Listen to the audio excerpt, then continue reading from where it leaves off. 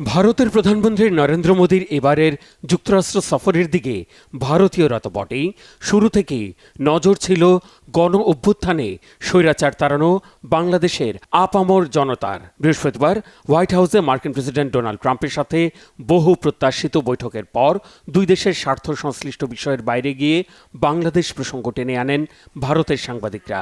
জবাবের ভঙ্গিতেই ট্রাম্প বুঝিয়েছেন এ বিষয়ে খুব একটা আগ্রহ নেই। মোদীর অনুগত নেতা আর গণমাধ্যমের হুমকি ধমকির ধারাবাহিকতায় যুক্তরাষ্ট্রের উপর ভর করে বর্তমান বাংলাদেশকে শায়েস্তার নয়া চেষ্টাও হাতছাড়া হলো। এখন কি করবে ভারত? কোন কূটকৌশলে আটকাবে ফ্যাসিবাদ স্বৈরাচারের শিকল ছেড়ে গণতন্ত্রের পথে আগুয়ান বাংলাদেশকে? ভারতের এক সাংবাদিক ট্রাম্পের কাছে জানতে চান, সাবেক বাইডেন প্রশাসনের আমলে বাংলাদেশের রাজনৈতিক পট পরিবর্তনে যুক্তরাষ্ট্রের ডিপ স্টেট জড়িত থাকায় বর্তমান প্রশাসনের ভূমিকা কি থাকবে।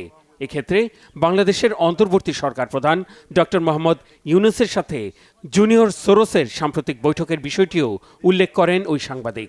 ট্রাম্পের উত্তরে ছিল অনাগ্রহের ছাপ। বাংলাদেশ নিয়ে খেলতে চাইলেও সুচতুর খেলোয়াড় ট্রাম্প বল ঠেলে দেন মোদির দিকে।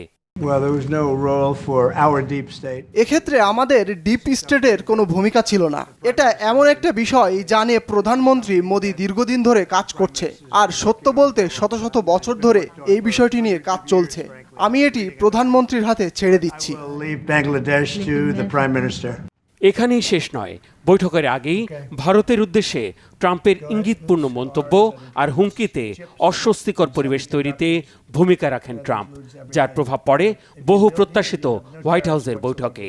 হুমকি দিয়ে ট্রাম্প বলেছেন, যেসব দেশ যুক্তরাষ্ট্রের উপর চড়া শুল্ক বসায় তাদের উপর একই হারে পাল্টা শুল্ক বসবে। এই তালিকায় যে ভারত সবার উপরে থাকবে তা কোনো রাগঢাক না রেখে বুঝিয়ে দিয়েছেন ট্রাম্প। হোয়াইট হাউসের বৈঠকের পর যৌথ সংবাদ সম্মেলনে ঘুরে ফিরে কথা হয়েছে ট্রাম্পের অতি পছন্দের বাণিজ্য বাড়ানো আর যুক্তরাষ্ট্রের স্বার্থ হাসিলের বিষয়ে।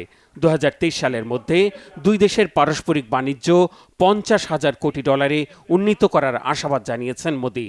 আর যুক্তরাষ্ট্র থেকে তেল, গ্যাস আর সামরিক সরঞ্জাম কিনবে বলে জানিয়েছেন ট্রাম্প।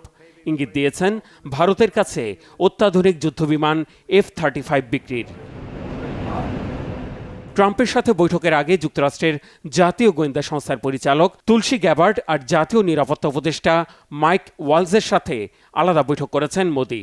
ভারতের একাধিক কূটনৈতিক সূত্র জানিয়েছে, গুরুত্বপূর্ণ ওই দুই বৈঠকেও বাদ পড়েনি বাংলাদেশ প্রসঙ্গ। Mehrab Hussain Khan, Bangla vision, news desk.